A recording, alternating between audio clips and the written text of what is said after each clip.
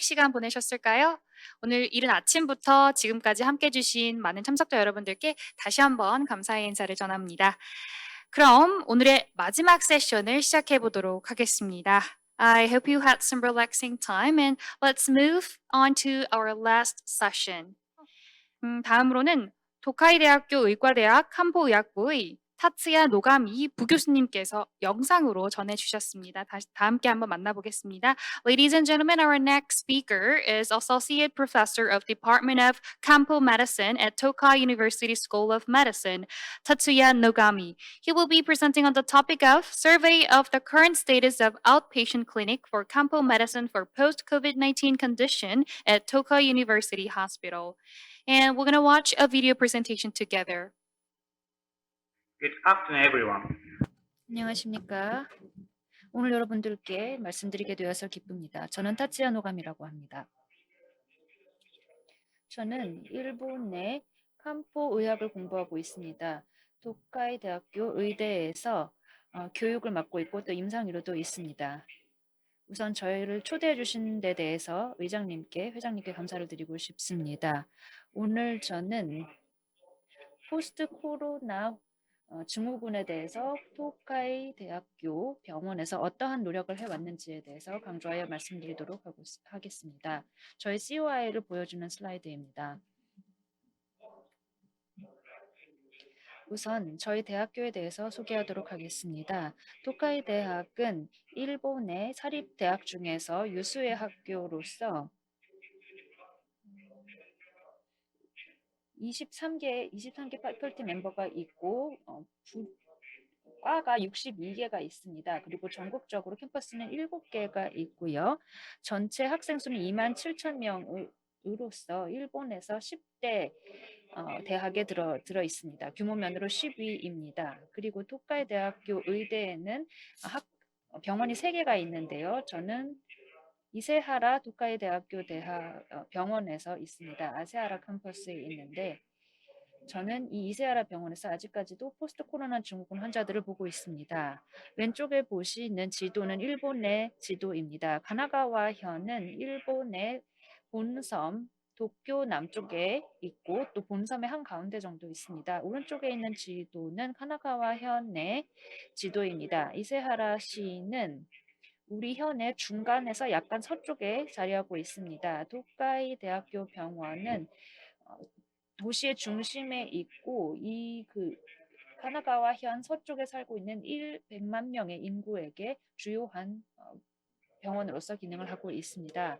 왼쪽에 보시는 사진은 밤에 보이는 토카이 대학교 병원입니다. 토카이 대학교는 의대를 1974년에 설립을 하였고 또 이 병원에서 의대에 있는 의대에 부속된 병원에서 그 이듬해부터 진료를 시작하였습니다.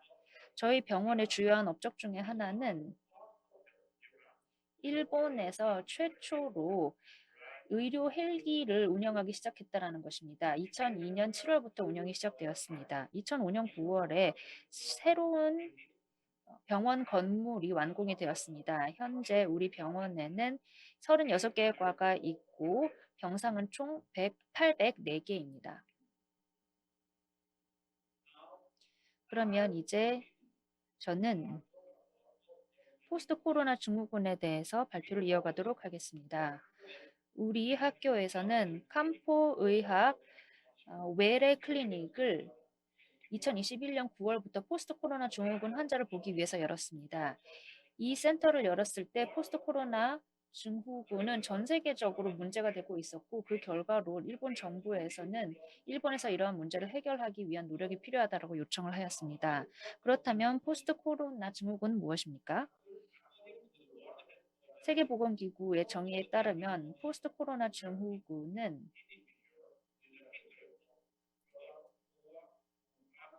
사스 코비드2 감염에 걸렸거나 혹은 걸릴 가능성이 있는 환자들 중에서 코로나19가 시작되고 3개월이 지났는데도 불구하고 적어도 2달 이상 동안 증상이 계속되는 사람, 그리고 다른 진단으로는 설명할 수 없는 증상을 앓고 있는 사람에 대해서 포스트 코로나 증후군 환자라고 하고 있습니다.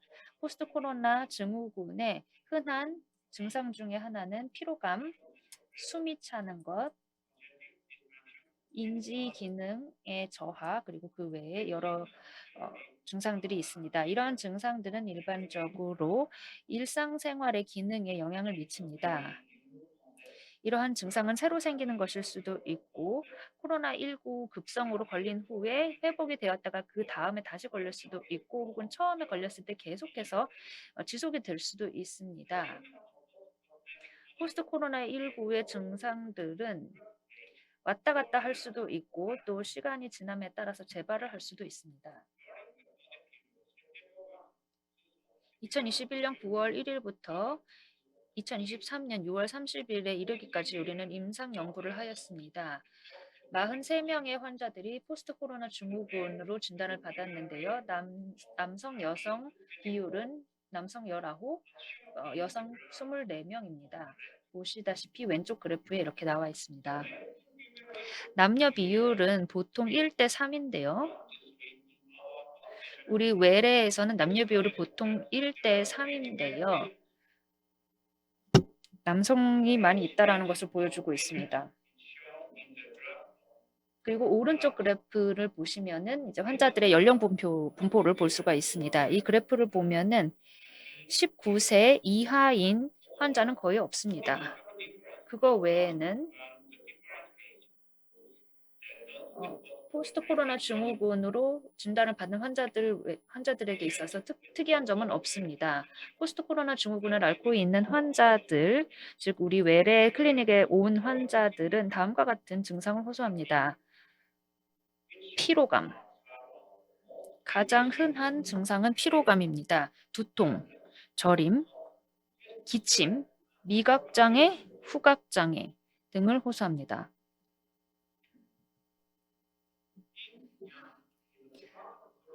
양은 칸포의학에서 1차적으로 병리를 분류하는 방법입니다. 전체 35명이 패턴을 보였고 8명은 양 패턴을 보였습니다. 즉, 패턴을 보인 사람이 더 많다라는 것을 알 수가 있습니다.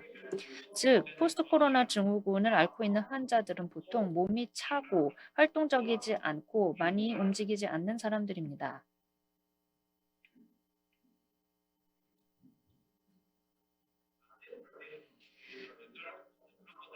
보시는 이 슬라이드는 기, 혈, 그리고 체액이라는 이론에 근거한 칸포의 진단입니다.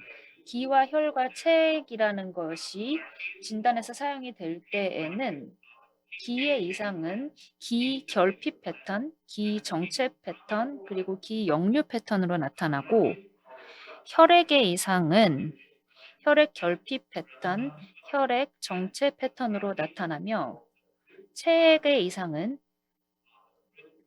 체액 저류 패턴으로 나타납니다. 우리 병원에서 가장 흔히 볼 수 있는 패턴은 기결핍 패턴입니다. 여기에서 이 기, 그러니까 보이지 않는 에너지의 한 형태인 기가 부족한 상태입니다. 즉 에너지가 적고 피로하고 언제나 밥을 먹고 나면 항상 졸립고 이런 것들이 기결핍의 특징적인 증상입니다. 두 번째로 많이 보이는 패턴은 혈액 결핍 패턴입니다. 이 경우에 피, 혈액, 그러니까 우리 몸을 순환하고 있는 빨간 액체인 혈액이 부족하다라는 것입니다. 혈액 결핍 패턴이 있을 경우에는 빈혈, 그리고 건조한 피부, 비정상인 손톱, 그리고 탈모 등이 있습니다. 세 번째로 우리 클리닉에서 가장 많이 보이는 패턴은 기정체 패턴입니다. 이것은 기가 잘 움직이지 못하는 상태를 나타냅니다. 우울함, 복부 팽만, 인두 폐쇄 같은 것이 본 패턴의 1차적인 증상입니다. 7명은 기결핍과 혈액 결핍을 둘 다 보여주고 있었습니다. 본표를 보면 캄포약이 처방된 것을 알 수가 있습니다. 첫 번째로 내원을 했을 때 환자에게 처방했던 캄포약입니다. 하치미츠 요가는 기결핍된 환자들에게 많이 처방을 하는 것입니다. 이렇게 함으로써 피로, 추움, 요통, 그리고 빈뇨 같은 증상을 치료하려고 합니다. 카미기토는 두 번째로 많이 처방이 되는 약입니다. 이 약은 혈액과 기가 결핍된 환자들에게 자주 사용을 하고 특히 불안감이 높거나 불면, 피로에 시달리는 환자들에게 처방합니다. 주젠타이호토는 세 번째로 많이 사용하는 약입니다. 이 약은 혈액과 기가 결핍된 환자들에게 주고 있습니다. 그렇지만 심각한 피로감을 호소하는 환자에게도 자주 사용이 됩니다. 또 한 가지 자주 사용되는 약은 호주 에키토입니다. 이 약은 기결핍을 치료하기 위해서 쓰지만 심각한 피로감, 식욕부진, 그리고 미열이 있을 때도 사용할 수 있습니다.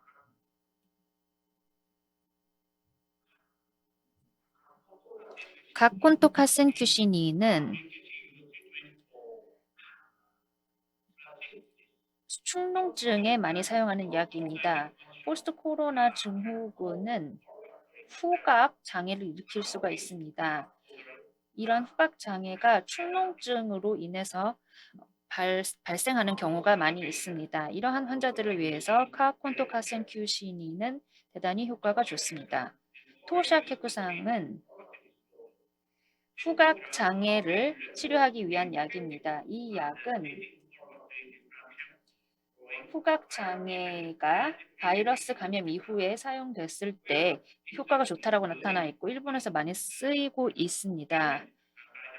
특히 일본 이비인후과 학회 같은 경우에 후각 장애에 있어서 이 약을 쓰라라고 치료 가이드라인을 내기도 하였습니다. 바쿠본도토와 한케고부토는 만성 기침에 사용을 합니다. 구강 건조가 심하고 또 환자가 마른 기침을 하는 경우에 바쿠몬도토가 투약이 됩니다. 그렇지만 환자가 기정체가 심각한 증상을 보이면 한게코부토, 코부코토를 사용합니다.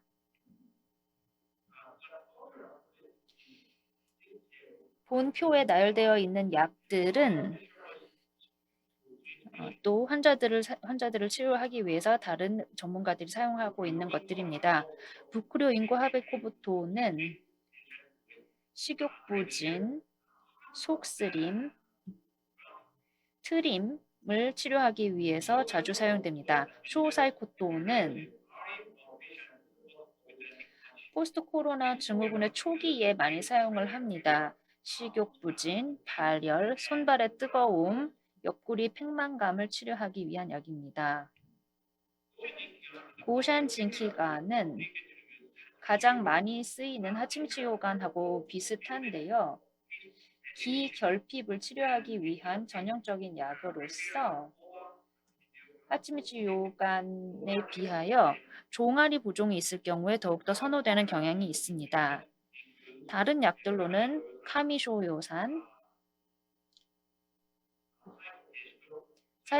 사이코케이산또, 시바코케이산코또, 샤칸토또, 쇼세이루토, 세이소도쿠도, 소케이카츠또, 그리고 다이부부토가 있습니다.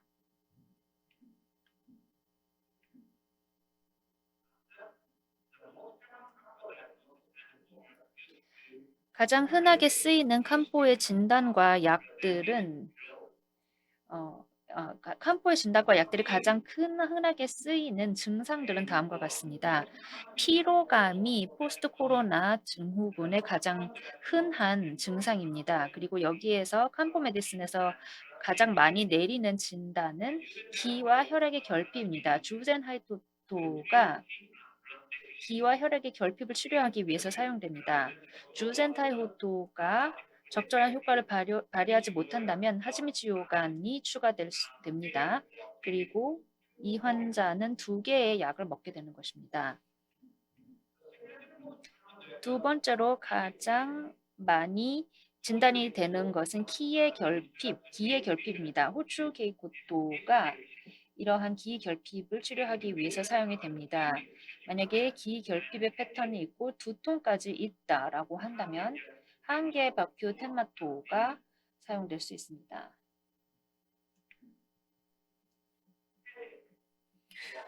두통은 포스트 코로나 증후군에서 두 번째로 많이 나타나는 증상입니다. 칸포 의학에서 가장 많이 나오는 진단 중에 하나는 기 결핍과 체액의 저류 패턴입니다. 이러한 경우에는 한계바큐추덴마토가 사용됩니다. 두 번째로 가장 많이 나타나는 진단은 체액의 저류 패턴입니다. 이 경우에는 고레이산을 사용합니다.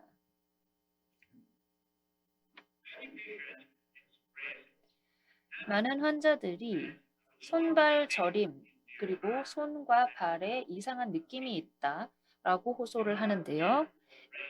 뇌와 척추의 MRI를 찍어 본다고 해도 어떠한 이상 상태도 나타나지 않고 또 신경 전도의 속도도 정상이다라고 나옵니다. 그렇기 때문에 이런 저림과 이상한 느낌의 이유는 확실하지가 않습니다.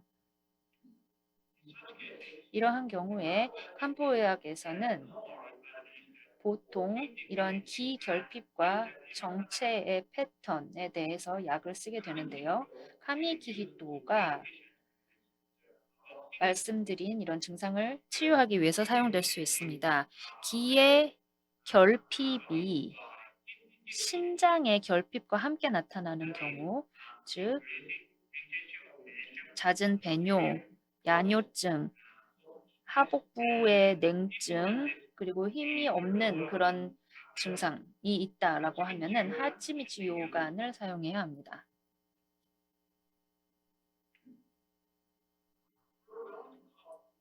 만성적인 기침은 포스트 코로나 증후군의 또 다른 흔한 증상입니다.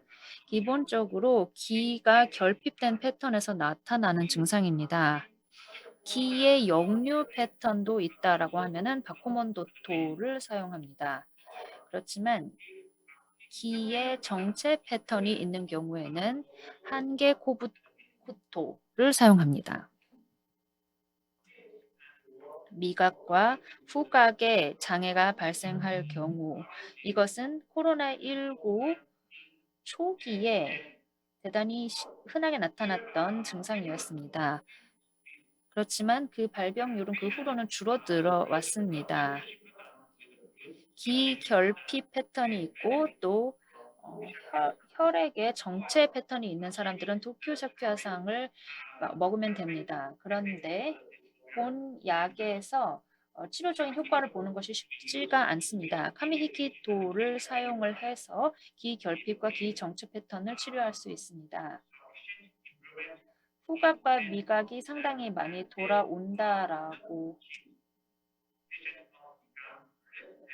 돌아오지는 않는다 하더라도 그러니까 미각 후각이 많이 돌아오지 않는다 하더라도 환자들의 걱정이나 불편감이 줄어들 수가 있습니다. 그렇다면 이러한 치료들이 포스트 코로나 증후군을 어떻게 개선할 수 있을까요? 이러한 치료 효과를 치료 시작 3개월쯤에 평가를 해보았습니다. 43명의 환자 중에 27명이 치료가 효과가 있다라고 답변을 하였고요. 자신들의 증상은 거의 사라졌다라고 말했습니다. 7명은 치료가 약간의 효과는 있었다. 왜냐하면 자신들의 증상은 아직까지 남아 있다. 그렇지만 병원에 오기 전보다 조금은 나아졌다라고 말하였습니다. 환자 중에 4명은 치료 효과가 없다라고 얘기했고요. 5명은 평가를 하지 못했습니다. 왜냐하면 내원을 다시 하지 않았기 때문입니다. 전반적으로 전체 환자 중에 약 80%가 증상의 어느 정도의 개선은 경험한 것으로 나타납니다.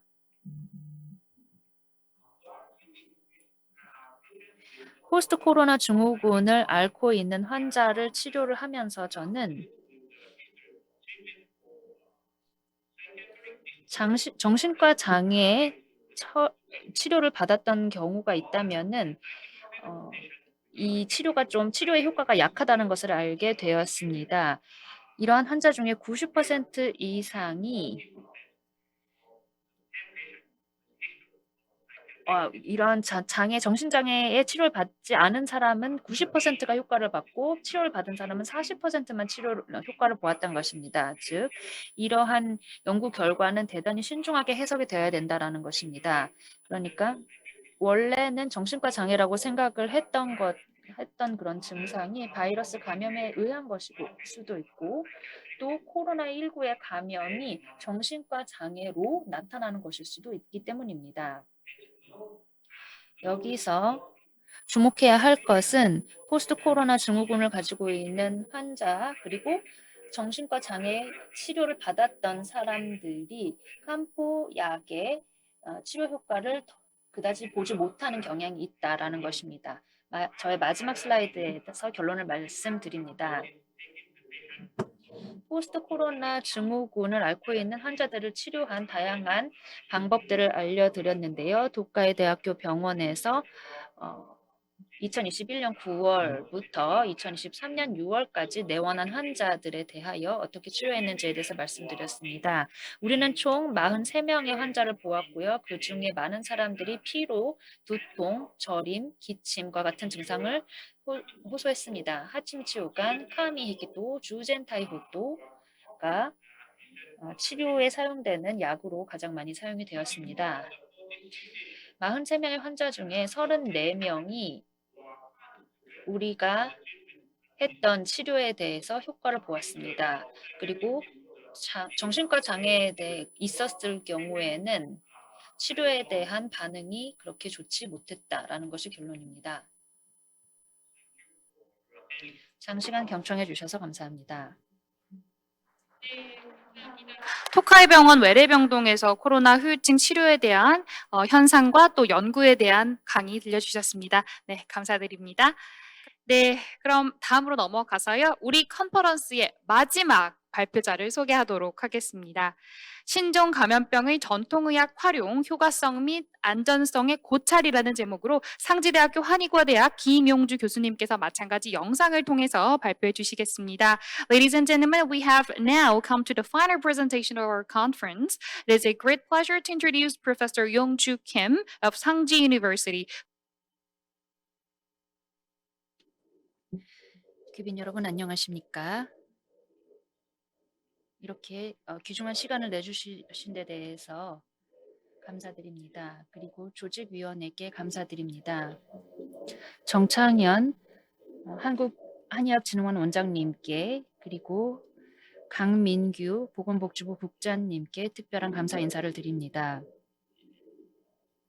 이번 발표를 이 자리에서 여러분들께 하게 되어서 기쁩니다. 저는 오늘 간단하게 포스트 코로나 증후군에 대한 전통 한방의학의 역할에 대한 최근 문헌에 대해서 말씀을 드리도록 하겠습니다.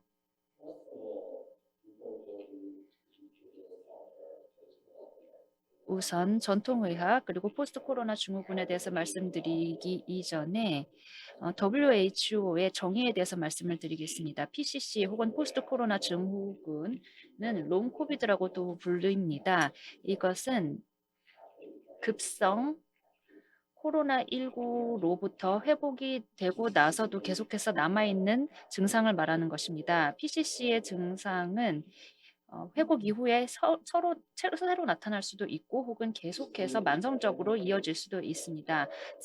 쟁과 그의 동료들은 체계적 문헌 고찰을 하였습니다. PubMed, 인베이스 그리고 코크레인 라이브러리 등에서 많은 문헌을 고찰을 하였습니다. 120만 명의 환자에 대해서 32개국에 있는 문헌을 고찰하였습니다. 이 연구에 따르면은 코로나19에 걸렸던 사람들의 절반이 PCC 증상을 계속 호소를 했다라는 것입니다. 코로나19가 걸리고 12개월이 지났는데도 증상이 이어졌다라고 합니다. 3분의 2 정도가 특히 CT에서 이상한 점이 나타났고 또 폐기능의 시험에서 이상한 점이 나타났습니다. 전신적인 증상을 호소하였습니다. 그리고 다들 피로감을 호소를 했고 5분의 1 정도가 소화기관의 증상 그리고 18% 정도가 우울증을 이야기를 하였습니다. 이러한 연구 결과는 이렇게 심각한 문제가 인구의 보건에 심각한 위험을 끼치고 있다는 것을 알게 해줍니다. 그렇다면 이제 포스트 코로나 증후군에 대해서 전통의학이 어떻게 접근하는지에 대해서 이야기했습니다. 우선 우리는 이 문제에 대한 체계적인 문헌 고찰, 체계적인 연구를 하였습니다. 김 박사와 그 팀은 범위 검토 그리고 계량 서지학적 분석을 롱코비드와 캠 뉴스에 대해서 사용을 하였습니다. 이 연구의 결과로 무작위 대조군 시험을 했었는데 그때 당시에는 전통의학을 포스트 코로나 증후군에 대해서 효과성과 안전성이 있을 거다라고 생각을 하였습니다. 그리고 걸리와 그 팀에서도 특히 소화기계의 증상에 대해서 연구를 하였고 그 결과로 THM 즉 전통의학이 PCC를 해소하는 데 유용하게 쓰일 수 있다라는 결론을 얻습니다. 그러면 이제 여러 가지 무작위 대조군 시험들을 소개를 하도록 하겠습니다. 우리 팀에서 우리는 본 문제에 대해서 RCT의 수가 늘어나고 있다는 것을 알 수가 있었습니다. 전신 호흡기 그리고 소화기 증상에 대하여 전통의학을 사용하는 것을 그리고 또 정신과적 증상에 대해서 전통의학을 사용하는 부분에 대해서 연구를 했는데요. 안 박사 팀에서는 다기관 이중맹검 위약대조 RCT를 통해서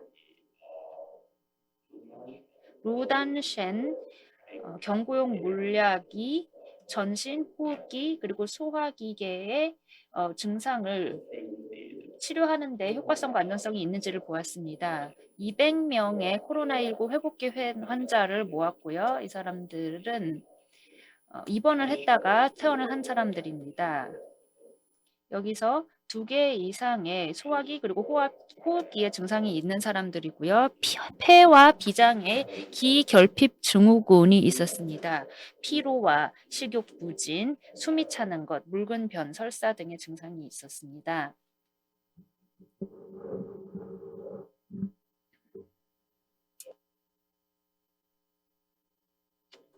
본 연구에서는 무작위로 100명의 환자에게 2주 동안 루단신 물약을 먹게 했고요. 또 나머지 100명에 대해서는 동일하게 2주 동안 위약을 제공하였습니다. 이 결과로 알아낸 것은 THM 집단은 투여군은 또 위약 대조군에 비해서 시간에 따라서 피로감 점수가 개선이 됐다는 것입니다. 또한 THM을 투여한 군은 위약군에 비하여 숨이 차는 증상에 있어서 또 점수가 개선된다는 것을 알 수가 있습니다. 또 소화기 증상도 마찬가지입니다. 식욕 부진, 복부 팽만, 묽은 변과 같은 증상이 시간의 지남에 따라 개선이 되었습니다. 또 한 가지 연구가 있습니다. 팡 박사 팀에서 했던 것이고 다기관 단일 맹검 RCT입니다. 이것은 싱진, 이키, 과립이 전신호흡기, 소화기 증상의 효과와 안전성이 있는지를 연구하였습니다. 이 연구에서는 388명의 환자들, 포스트 코로나 증후군이 있는 환자들이 참여를 하였습니다. 이 환자들은 퇴원 후에 회복센터로 전원이 된 사람들로서 PCC 증상이 있었습니다. 호흡곤란, 흉부의 불편감, 통증, 기침, 그리고 두통 같은 많은 증상이 있었습니다. 이 무작위로 절반에 대해서는 칭친, 이치, 과립을 주었고요. 2주 동안 회복센터에서 이 약을 먹었습니다. 그리고 나머지 절반은 그냥 회복센터에서 치료만 받고 2주 동안 약을 먹지 않았습니다. 수정된 의학연구위원회의 호흡곤란 척도를 봤을 때 그리고 6분 동안의 도보 테스트를 하였습니다. MMRC에서 디스니아 호흡곤란 척도를 살펴보았는데요. THM 집단은 위약 집단에 비하여 MMRC 점수가 크게 개선이 되었습니다. 이것은 숨참과 호흡 곤란의 주관적인 레벨을 보는 것입니다. 그리고 다양한 활동에서 개인별로 조금 다르기는 하였습니다. 그리고 보그 지각된 운동량 척도 같은 경우에는 신체 활동 중에 인지된 운동 수준을 평가하는 것입니다. THM 집단이 보그 REP 척도에서도 훨씬 더 큰 개선을 나타나였습니다. 마찬가지로 이 연구에서는 6분 도보거리 시험을 했는데요. 이것은 6분 동안 환자가 얼마나 멀리까지 걸어갈 수 있는지를 보는 것으로서 운동 능력 그리고 심혈관계와 호흡기의 건강한 정도를 보는 것입니다. 여기서 봤을 때는 6번 도보거리 시험에서는 두 개의 그룹 간에 특별한 차이가 없었습니다. 전반적인 증상의 점수를 보면 이 본 연구는 이 두 가지 집단에 대해서 전반적인 증상에서 큰 차이를 보지 못했습니다. 안전성을 보자면은 치료와 관련된 부작용은 특별히 보고되지 않았습니다. 이제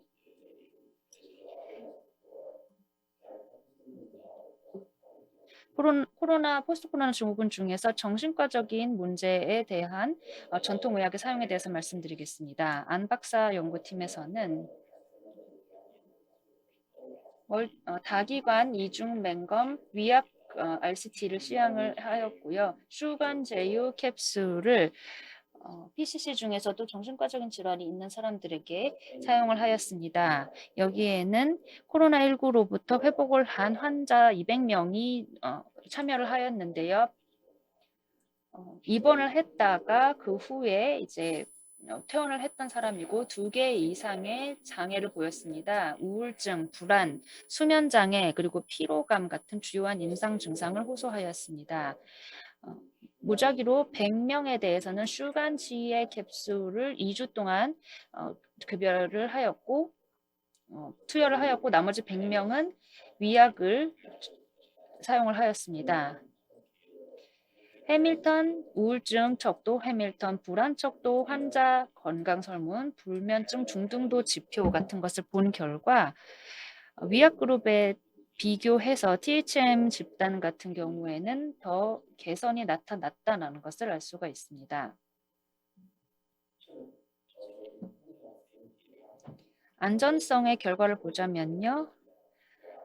이 치료 집단에서는 4개의 부작용을 호소를 했고 또 컨트롤 그룹에서는 1개의 부작용을 보고하였습니다. 또 비슷한 연구로서 양 박사 팀에서 다기관 이중 맹검 위약 대조군 시험을 했었습니다. 샤오양 캡슐을 포스트 코로나 증후군 중에서 수면 장애 그리고 기분 장애에 대해서 사용을 하였습니다. 200명의 환자가 참여를 하였습니다. 코로나19 때문에 입원을 했다가 확진이 되거나 혹은 의심 증상이 있어서 입원을 했다가 치료를 받고 퇴원한 사람들입니다. 이 사람들은 2-3개 정도의 증상이 있었습니다. 수면 장애, 기분 장애 혹은 비주얼 아날로그 스케일에서 4점 이상을 보였던 것입니다. 그러니까 수면이나 기분 증상 중에 하나는 반드시 있는 사람들입니다. 무작위로 100명은 샤오양 캡슐을 2주 동안 복용을 하였고 나머지 사람들은 위약을 2주 동안 복용하였습니다. 우리의 정신적인 엔드포인트는 바스 스코어에서 우선 중요한 차이가 없다라는 것, 과민성, 불안, 그리고 수면 장애에서 큰 차이가 없었습니다. 그리고 안전성 같은 경우에는 치료 그룹의 1명 그리고 컨트롤 그룹의 2명이 부작용을 호소하였습니다. 그렇지만 중대한 차이는 두 집단 간에 발견이 되지 않았습니다. 부작용에 있어서도 발견되지 않았습니다. 그러면 요약해 보겠습니다. 최근에 있는 RCT를 보자면은 THM과 단독 치료와 위약을 비교해 보면 혹은 THM과 표준 치료를 같이 한 경우와 표준 치료 단독만 했던 것을 비교해 보자면은 여러 기관의 증상 회복에 유익한 효과의 잠재력을 THM으로서 볼 수 있다. 즉 피로 같은 전신 증상 혹은 흉부CT와 같은 호흡기 증상 혹은 심폐의 기능 혹은 지구력 같은 것을 알 수가 있었습니다. 그렇지만 효과가 없다. 무효 결과도 존재를 하였습니다. 마찬가지로 전통의학은 소화기 증상, 즉 복부 팽만이나 식욕 부진, 묽은 변에 있어서도 효과가 있다는 것을 밝혀냈습니다. 그리고 정신과적인 PCC에 대한 연구 결과에 따르면은 우울증, 불안, 수면장애 점수가 크게 개선이 되는 등 슈간지웨이 캡슐과 위약을 비교한 결과 잠재적인 유익한 효과가 있었습니다. 그렇지만 무효 결과도 마찬가지로 존재를 하였습니다. 그리고 안전성의 엔드포인트를 보자면은 우리 연구 결과에 따르면 THM은 약간의 예외는 있지만 전반적으로 안전합니다.